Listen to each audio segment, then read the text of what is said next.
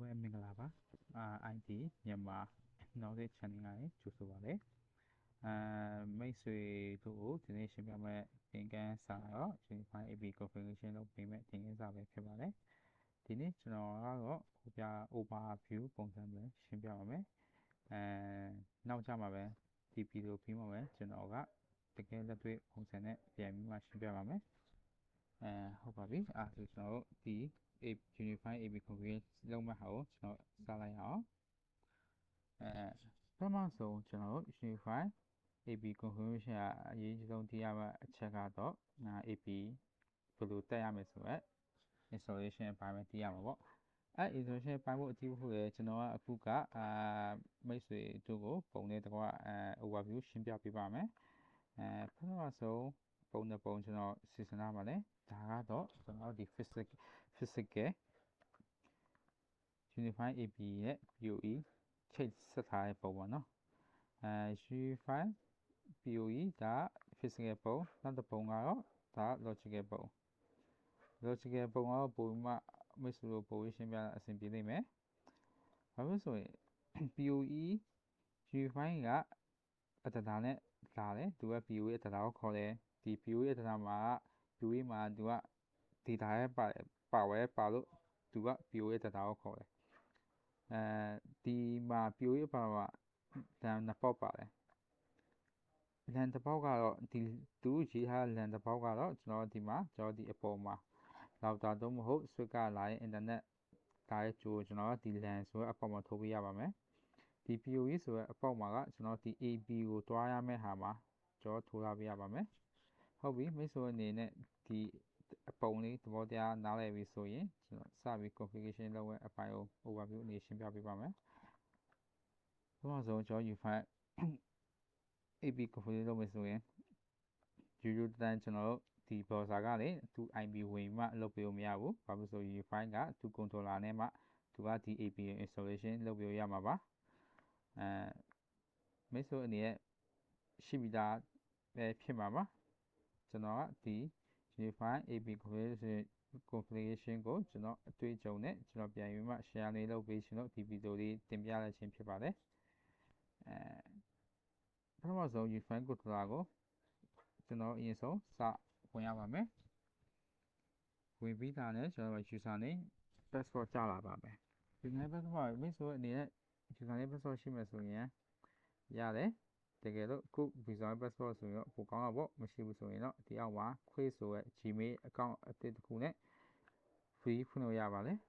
ဘာမှမခက်ခဲပါဘူးအကောင့်ကတကယ်လို့မိတ်ဆွေ account ရှိပါဆို account ရိုက်မှဝင်ရတာပါဝင်ပြီးဆိုဒီကျွန်တော်ဒီမှာ overview controller overview ကြားလာလိုက်မယ်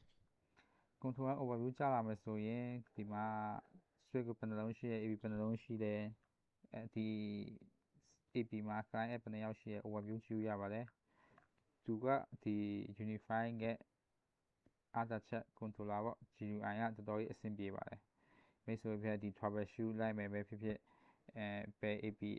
client ကြားဖြစ်ကျွန်တော်ဒီ GUI မှာလာကြည့်ရတဲ့ overview ကြည့်ပြရပါတယ် customer ကိုမိတ်ဆွေနေရာဒီက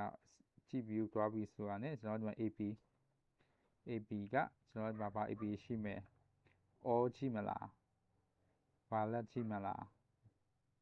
ကျူးနဲ့ချိန်ထားကြည့်မလား Unifi ကသူကအကုန်ကြည့်ရပါတယ်သူ GUI ကတော်တော်အားသာချက်ရှိပါတယ် troubleshoot ကလိုက်မယ်ဆိုရင်အရင်အားသာချက်ရှိပါတယ်ကျွန်တော် Unifi ကိုသဘောကျပါတယ်မကျတခုကတော့ဈေးနှုန်းများတာပေါ့ဟုတ်ပါပြီထားပါဦးကျွန်တော်အခုဆက်ပြီးရှင်းပြချင်တာကတော့ကျွန်တော်အခု Unifi controller AP တစ်လုံး installation စလုပ်မယ်ဆိုရနဲ့ကျွန်တော်ဘာမှမလုပ်ရသေးကျွန်တော်ခက်ပြထားတဲ့ physical diagram logical diagram ကိုပုံထိုးလိုက်ရနဲ့သူကဒီမှာ adopt ဆိုပြီးမှဆက်မှာကျွန်တော်ဒီ controller ဆက်မှာလာပေါ်လာပါလိုက်မယ်ဆက်မှာပေါ်လာပြီးဆိုရင်စစဉ် adopt ဆိုတာနဲ့ကျွန်တော်ဘာမှမလုပ်ပေးရသေးပါဘူးတကယ်လို့ဒီ adopt လေးကိုနှိပ်ရနဲ့ဒီမှာကျွန်တော်စပြီး vibration ဆိုမှပဲ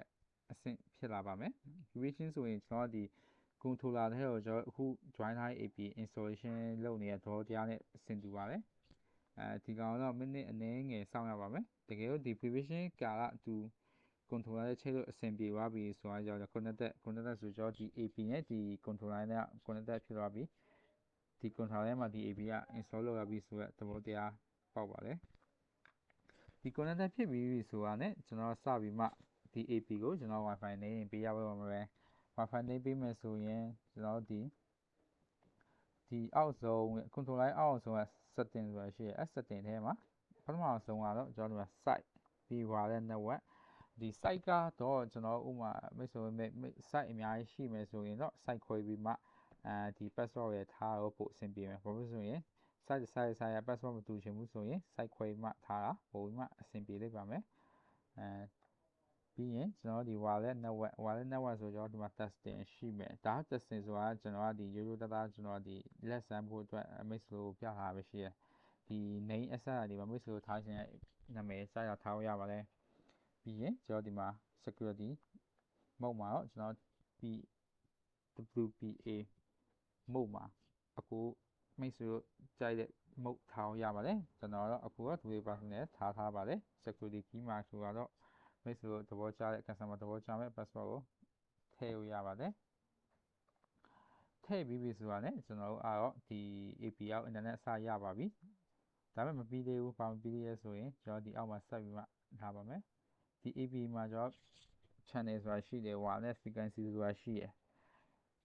ဒီ AP မှာ wireless frequency ရှိရဆိုတစ်လုံးသေးဆိုရင်ရောအခန်းထဲမှာတစ်လုံးသေးပဲဆိုရင်ပြဿနာမရှိဘူးတကယ်လို့အခန်းထဲမှာတစ်လုံးထဲမှာကနှလုံးတစ်လုံးရှိမယ်ဆိုရင်ကျွန်တော်ဒီ AP ကို channel ခွဲတာပဲဖြစ်ဖြစ်သူက frequency ပါပြန်ချိန်ပြီးမှပဲ line ကပိုပြီးမှ stable ဖြစ်ပါလိမ့်မယ်